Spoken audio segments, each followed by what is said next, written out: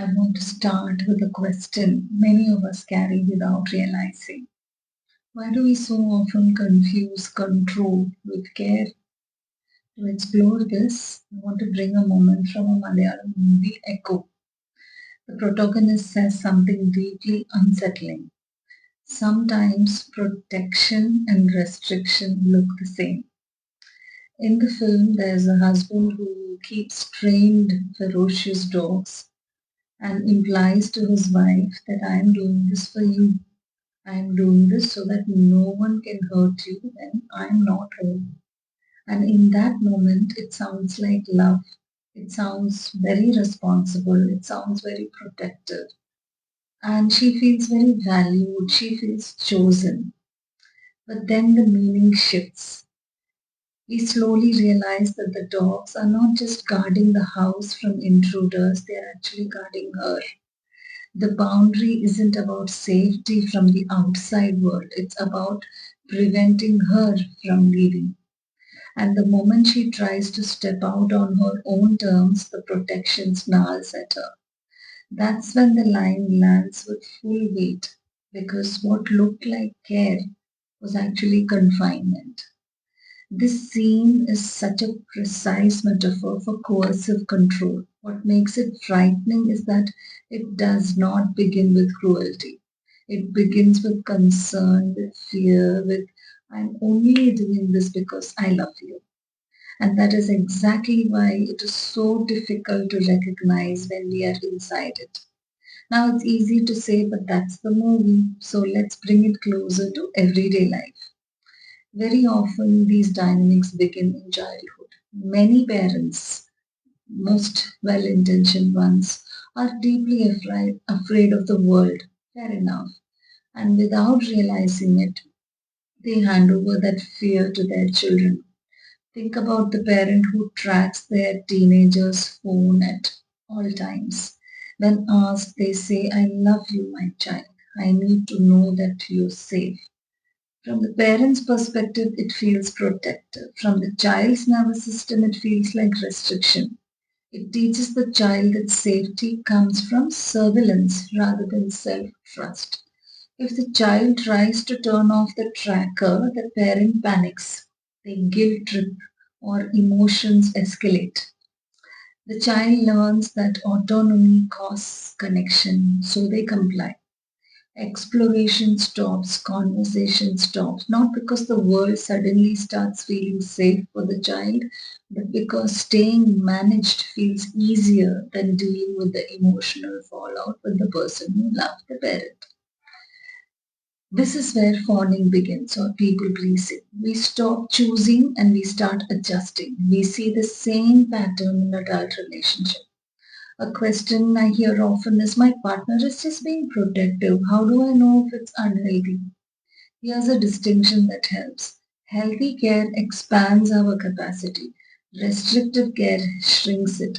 In many marriages, this shows up through finances. A partner might say, I'll handle the money, you don't need to take the stress at all. On the surface, it sounds very supportive, but over time, access disappears. No account details are shared, income, expenses, nothing. There is no shared decision making.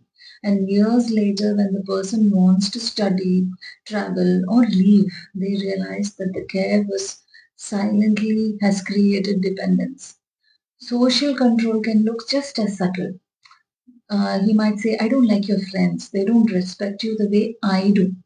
It's framed as loyalty, as concern. But what it actually does is removes your mirrors. It removes the people who might say, hey, this doesn't feel right.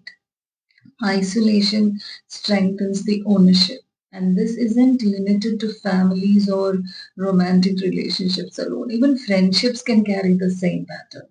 A friend who becomes very unsettled when we grow or when we change circles or build new connections, they might warn us that the others are fake, those are bad influences.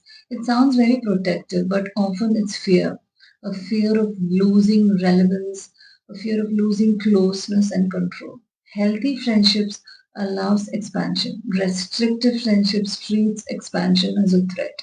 So the real question here becomes, how do we tell the difference between care and control when they sound so similar?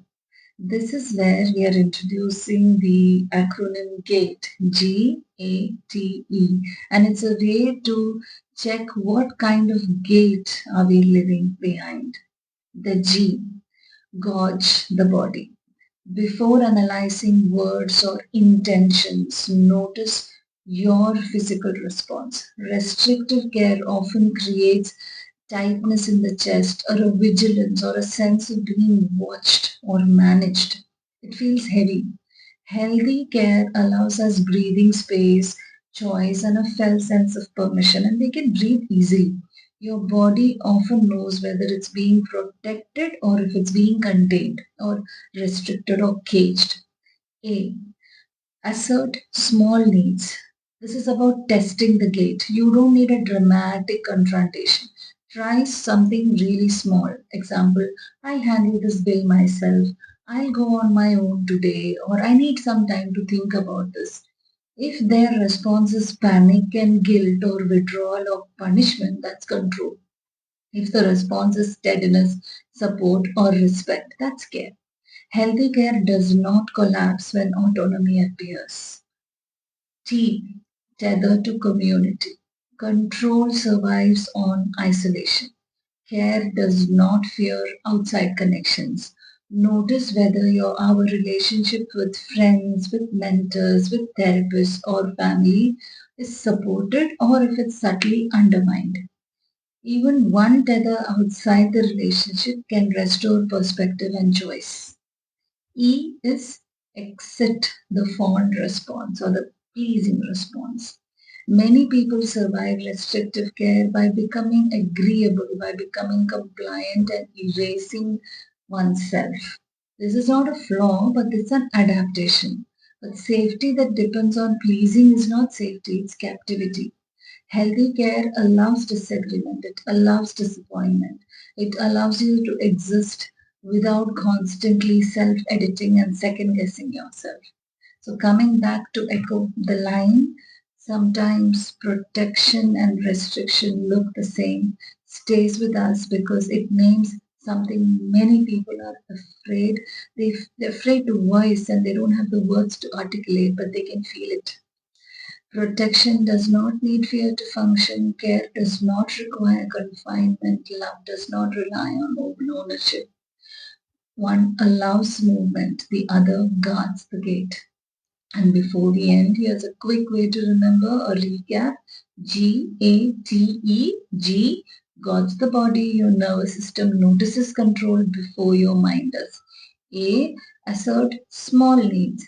Care stays steady with autonomy, then autonomy appears.